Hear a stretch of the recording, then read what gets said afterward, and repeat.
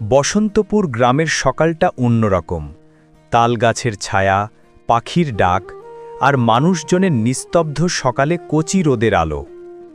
রাফি স্কুলে যাওয়ার সময় হাঁটতে হাঁটতে তার গ্রামের রাস্তা দেখছিল, সরল, শান্ত, নিজের মতো এক জীবন। হঠাৎ রাফির চোখে পড়ে রাস্তার ধারে পড়ে আছে একটা মোটা মানিব্যাগ। ভেজা ঘাসের উপর পড়ে থাকা মানিব্যাগটা যেন তাকে বলছে, আমাকে তুলে নাও।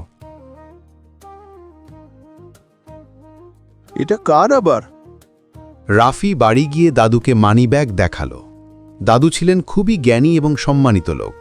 গ্রামের সবাই যাকে সম্মান করে, সততার এক অনন্য প্রতীক। দাদা ভাই, টাকা পেলে লোভ আসতে পারে, কিন্তু একজন সৎ মানুষ কখনো অন্যের জিনিস নেয় না।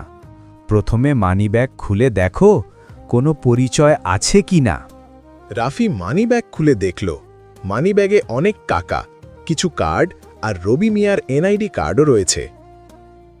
গ্রামে খবর ছড়িয়ে পড়ল রাফি নাকি অনেক টাকার মানিব্যাগ পেয়েছে। কেউ বলল টাকাটা নিজের কাছে রাখলে কে দেখবে, কেউ বলল এটা ঈদের উপহার ভাবো। এই সব কথায় রাফির মাথা ঘুরে গেল, কিন্তু দাদুর কথা মনে পড়তেই সাহস পেল।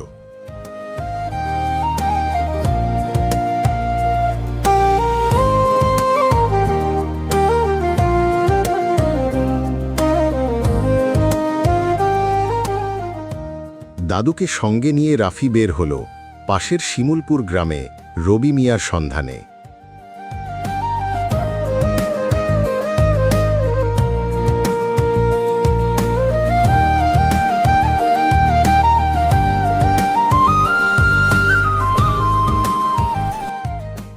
অর্ধেক পথ যেতে রাফির মনে বারবার একটা চিন্তা, সে কি ঠিক কাজ করছে? এত টাকা ফেরত দিলে কি সবাই তাকে বোকা ভাববে? দাদু তার কাঁধে হাত রাখলেন। সঠিক কাজ করলে মানুষ কখনো বোকা হয় না দাদা ভাই, বরং সমাজ তার ওপরই ভরসা করে।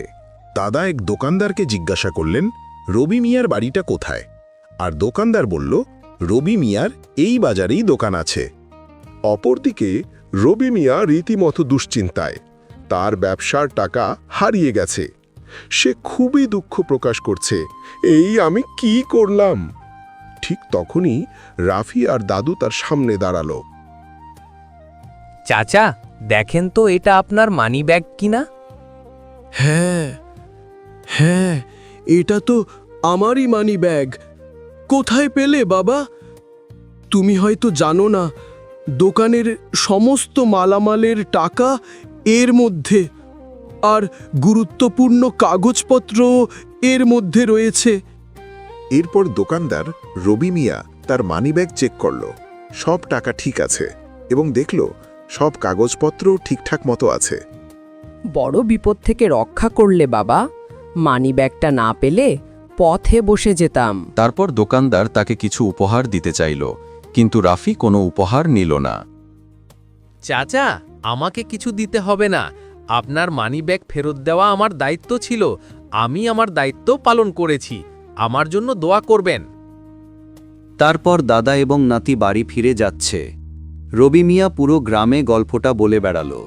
রাফির সততার কথা ছড়িয়ে পড়ল দুটি গ্রামে। যারা আগে ভুল পরামর্শ দিচ্ছিল তারাও লজ্জা পেল।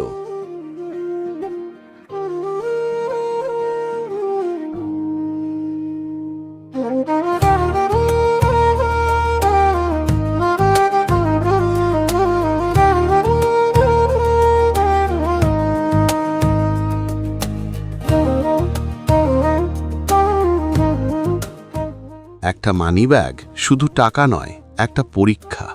পরীক্ষায় পাশ করতে টাকা লাগে না, লাগে সততা, সাহস আর সঠিক সিদ্ধান্ত।